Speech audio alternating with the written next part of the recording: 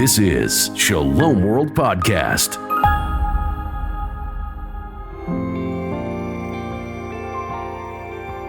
Welcome to Voyage. I am your host, Francis Hogan. Welcome to our sharing on St. John's Gospel. I want to continue to talk to you about John chapter 8 and this wonderful event where Jesus shows himself as the merciful judge in a situation that was brought to him that it seemed as if the Jewish leaders this time could bring him down. So I want to read some of the text and then we'll comment on it. The scribes and Pharisees brought a woman along who had been caught committing adultery. And making her stand there in full view of everybody, they said to Jesus, "Master, this woman was caught in the very act of committing adultery.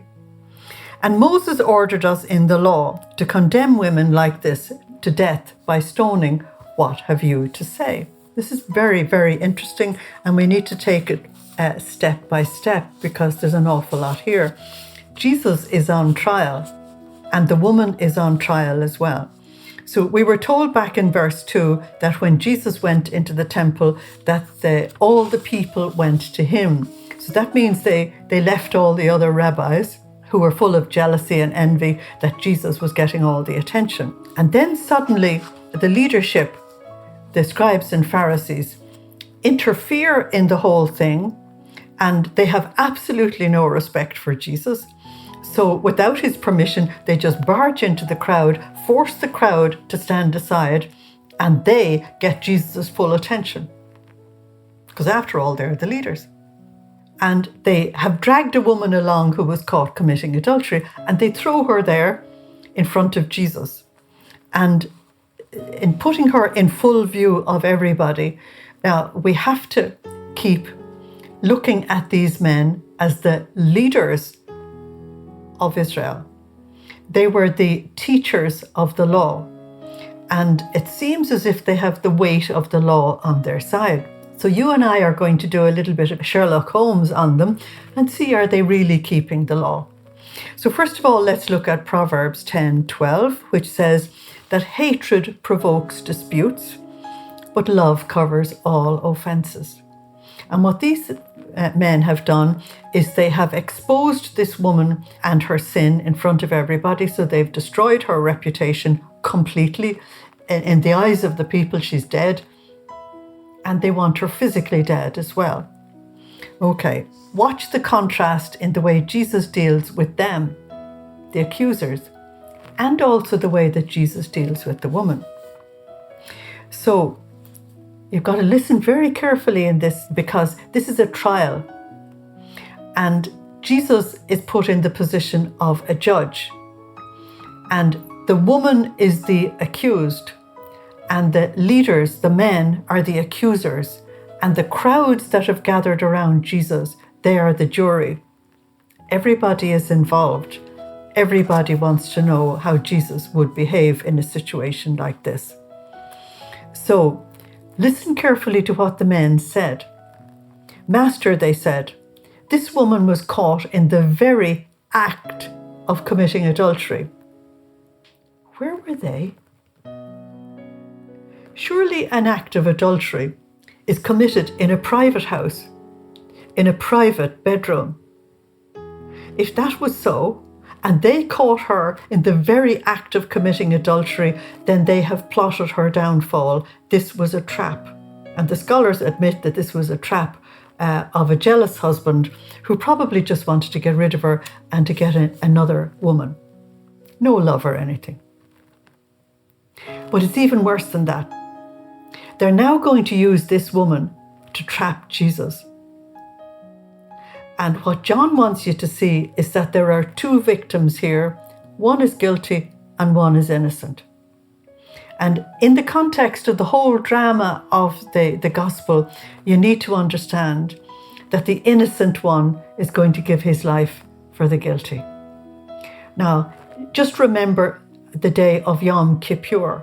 On that day, they brought 2 goats to the priest. The two of them had to be male, they had to be very pure, and so on, because you couldn't offer anything that wasn't completely pure to God. And they chose one of them, they put the sins of the people on that one and sent it back into the desert. And they took the pure and holy one and they sacrificed that for the sins of the people, asking God's forgiveness. So if you know that this mystery is in the background, you will look on this event slightly differently than you might have looked on it before. Some people are afraid to comment on this text because they call it the sex text. It's nothing to do with that. Nothing whatever. We're looking at how God deals with sinners. That's how we're looking at it. So we have two victims. And the next thing that the accusers say, because they're the prosecution in the case, they say that Moses has ordered us in the law, that's in the first 5 books of the Bible, the Torah, that women like this should be condemned to death by stoning. So, in the eyes of the crowds, they are using the weight of the law to underline the fact that this woman should be killed. So they appear to be right. But I told you we have to be Sherlock Holmes. We've got to go back to the law. We've got to find out, what does the law actually say? And this is where a lot of people go wrong when they're reading a text. They won't go to the trouble of going into the background and finding out, what do the scriptures say? Well, I'm going to tell you what Deuteronomy 22:22 says and Leviticus 20:10, both of them say the same thing. This is exactly what they say. If a man is caught sleeping with another man's wife, both must die, the man who has slept with her and the woman herself. There's nothing about women like this. There's nothing about women caught in adultery. It's that the two of them should die. Now, if you're with me doing your Sherlock Holmes thing, and that you have to find the evidence to kill this woman, if they caught the woman in the act of committing adultery, they have the man. They have both, because it takes two. So where is the man? It means that they've no intention of bringing the man to justice. They're merely going to use this woman to bring Jesus down. And so they are committing great sins. Terrible, grave acts of injustice. Okay. Some of the scholars think that the guilty man is in the lineup of the accusers. But the text doesn't say that, so I won't say it. So the law says both of them should die. So there's no justice here at all. Now, they have said that the lay people don't understand the scriptures, so they can make pronouncement like this, and the lay people listening to them think that the leaders are speaking the truth. But Jesus knows better. He's able to read them like a book. He knows their motivation. He knows exactly what they're about. And so Jesus knows that all of them are complicit in this sin. If all of them are complicit in this sin, that puts a completely different picture on the whole thing. They have no authority whatsoever to condemn her. So they said to Jesus, "What have you to say?" We'll deal with the point I've just made in a moment. And John says they asked him this as a test in order to find something against him. In other words, the leaders give Jesus what is called the Solomon question. The Solomon question is, if you say yes, you're in trouble, and if you say no, you're in trouble. Now, the Synoptic Gospels give us an example of this in dealing with paying taxes to Caesar. But this is the way John shows us. And so if Jesus is going to be able to deal with this and deal with it in truth, then he has to show them who he is. He's wisdom incarnate. The leaders don't know that Jesus is wisdom incarnate. They don't accept who he is at all. He's merely a man from Galilee pretending to be somebody big. And so They've even insulted him by saying, where did he learn how to read? So they're not going to expect any wisdom from him. Why do they do this in public in front of this entire crowd? You see, we've got to question everything. It's because the leaders want to destroy the faith that the people have in Jesus. And they want Jesus to make a mistake. They want them to do something wrong. Okay. In other words, the leadership want to be able to stone this woman to death on the authority of Jesus, and that would destroy his reputation completely. It would destroy his reputation as the friend of tax collectors and sinners. So you have to know that the Romans had taken the right of the death penalty off the Jewish Sanhedrin. They were not allowed to kill anybody. But of course you will find in the Acts of the Apostles chapter 7 that they lynched Stephen and apparently got away with it. So they would like to stone this person to death on the authority of Jesus so that Jesus will get into trouble with the Romans. So Jesus can neither say yes nor no. If Jesus says no, then they're going to say he's acting against the law. They already have an accusation against him that he's breaking the Sabbath. They'll say he's acting against the law. And so it seems as if they have him trapped. But who can trap God? Who can trap the Lord? So what does Jesus do? He does something very simple but very profound. Let me read it for you. They asked him this to simply test him, looking for something to get against him. But Jesus bent down and started writing on the ground with his finger. And as they persisted with their question, he looked up and he said, "If there is any one of you who has not sinned, let him be the first to throw a stone at her." And then he bent down and he wrote on the ground a second time. When they heard this, they went away one by one, beginning with the eldest, until Jesus was left alone with the woman. So let's take it slowly. There's a lot going on. Why does Jesus bend down and write in the ground? There is a particular symbol of God which is like this. Sometimes the thumb is turned inwards. It's like this. And it represents the finger of God's right hand. And that was their symbol of God's authority. When you go back to the book of Exodus, and God worked miracles through Moses, the initial miracles were repeated by the sorcerers and the magicians. They could repeat the thing, but they couldn't reverse it. But when they came to the plague of sores, and even the magicians themselves were covered with the sores, they went to the Pharaoh and they said, "Back off. This is the finger of God. This is the sign that the Almighty is really at work." That's very important. In the Synoptic Gospels, when Jesus is in controversy with the leaders and they are accusing him of being devil-possessed and all the rest of it, he tells them that his exorcisms are the finger of God, the sign of God's authority at work. So here you have the finger of God writing in the dust of the earth. Now, that's actually more important than you think, because if you go back to the creation of man, the name that was given to the man was Adma, which means dust. We say Adam in English. I think it should be called Dusty. Adma, dust. So what you have is the finger of God writing on the conscience of man. And Jesus wrote in the ground the list of their sins. But he didn't allow any of the crowd to see it. He did not expose them in public.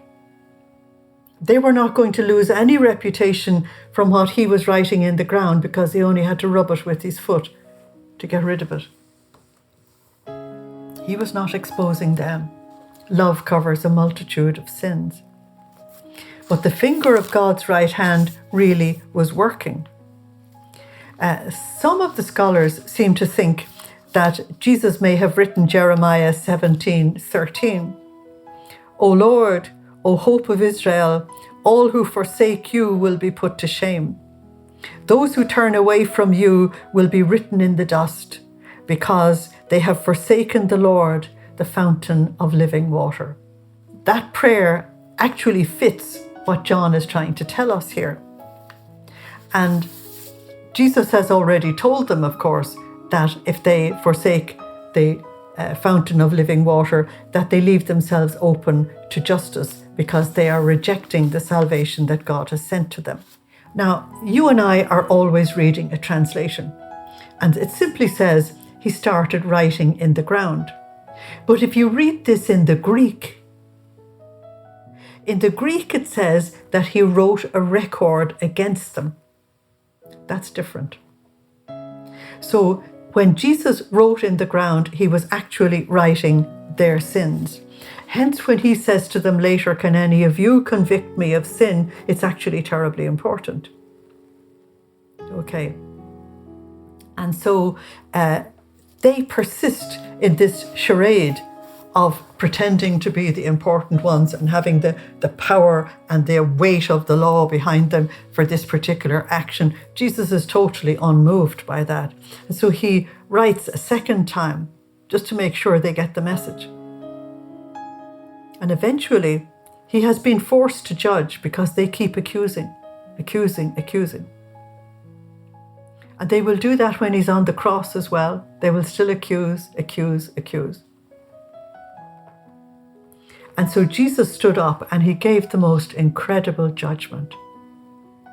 If there is any one of you, that's all the accusers, who has not sinned, cast a stone. So what Jesus does is that he obeys the law that someone should be stoned to death for adultery. But if you're going to obey the law, you must obey it fully. And that is that the law laid down that an adulterer could not accuse an adulterer, and a murderer could not accuse a murderer, and a thief could not accuse a thief, just to give you 3 examples. So when Jesus said, if you have not sinned, what he's saying is that if in the sexual area of your life you have never sinned, you have the authority to kill this person. He was on very safe ground, wasn't he? Isn't that the weakest area of our lives? Isn't that where we fall so frequently? What they wanted was that this woman would be killed on his authority. He said, no, you're the leaders. You can kill her on your authority, but you must obey the law correctly. You must obey the law fully. And so his judgment is absolutely incredible. It would have left them completely stunned. And John says something really wonderful. He says, at this, they walked away one by one in rank from the greatest to the least. It's a wonderful statement of John. John says, all have sinned. And they left in rank from the oldest to the youngest. It's really an incredible thing. There was nobody without sin.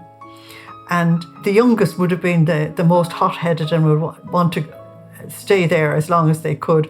But, you know, when the others were gone, they had to go as well. So the crowds saw that this incredible response of Jesus had all of these accusers walk away. And Jesus deals with these men so delicately that I'm sure you've forgotten the woman. Because in this trial, Jesus concentrates completely on the leaders. Completely. And on the fact that if you are going to use authority, you've got to use it according to God's will. And you've got to use authority according to God's love. Now, what everybody misses in this particular text is that Jesus has allowed every single one of them to go away knowing that they are guilty. He could have condemned them He could have exposed them in front of the crowds. He could have destroyed their reputation in front of everybody. He doesn't do that. Why?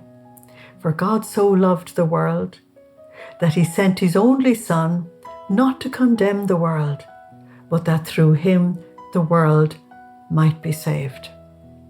Jesus was going to give his life for all of these men whom he loved infinitely.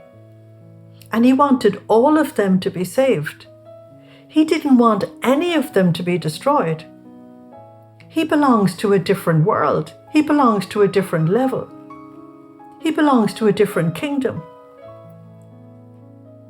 And if we forget that Jesus was going to die for these men, we've misread this text completely. They're all forgiven. Not one of them repents. And it's only when the men are gone completely that you remember that there's a woman still there. So the trial isn't over. He's got rid of the accusers. The case for the prosecution has been thrown out. But what about the person who has been accused? There isn't any doubt in this text that the woman is guilty. And so, what is he going to do? And you have this most delicate moment. You see the delicacy of Jesus' own life here. You see the purity of his own life. Everybody has been staring at this woman, thrown on the ground there in all her sin. It seems that Jesus waited until now to even look at her. That he seemed to protect her with the delicacy of his love. Jesus was left alone with the woman who remained standing there. He looked up. He was bending towards the ground. And he looked up and he said, "Woman, where are they?" Now, the first thing I want you to notice is that Jesus has addressed this woman with exactly the same word with which he addressed his mother in chapter 2. The holiest of all women. So he's not addressing her as to whether she's holy or unholy. He knows that all have sinned and fallen short of the glory of God, as Paul tells us in Romans 3:23. He knows that.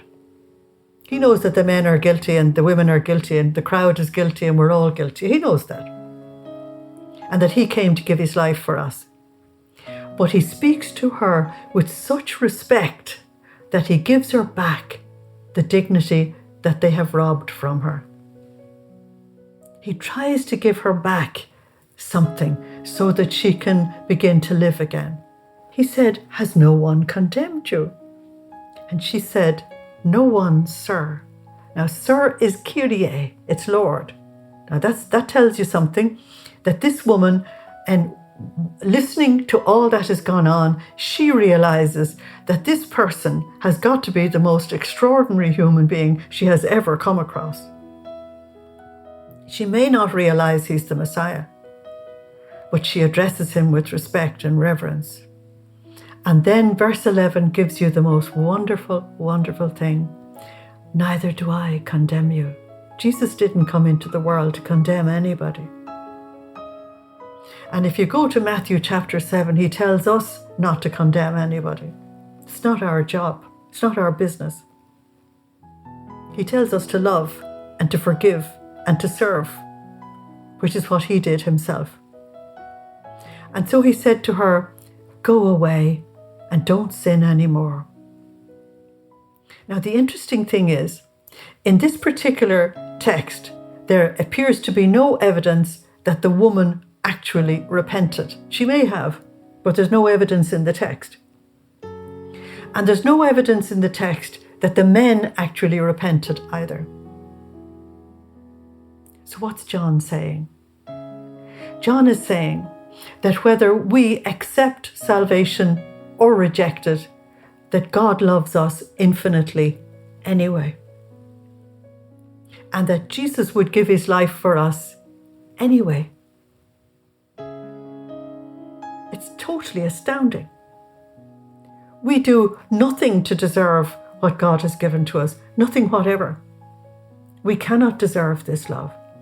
And so the marvelous thing for me in this text at the beginning of John chapter 8 is that forgiveness, love, grace, mercy and salvation are given to people who don't deserve it. And that's exactly the position of all human beings.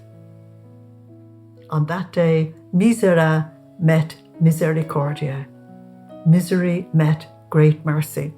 And those of us who have learned any level of wisdom, we run to the Lord with our misery, knowing that we will receive great mercy. So there's a lot for us to learn in this particular text. And the fact that it is put in here, right in the center of this enormous controversy, I think is an act of genius on the part of John. Thank you for listening. Slán agus beannacht dé live. Goodbye. God bless you. Thank you for joining us today. We'd like to hear what you thought of today's session. Share your feedback with us at podcast@shalomworld.org. You can motivate and support us today. shalomworld.org/donate. Visit shalomworld.org for more information about Shalom World Podcasts. To get the latest updates, make sure you follow us on Instagram at Shalom World Podcasts. Shalom World Podcasts is now available on all online platforms, including Apple Podcasts, Spotify, and others.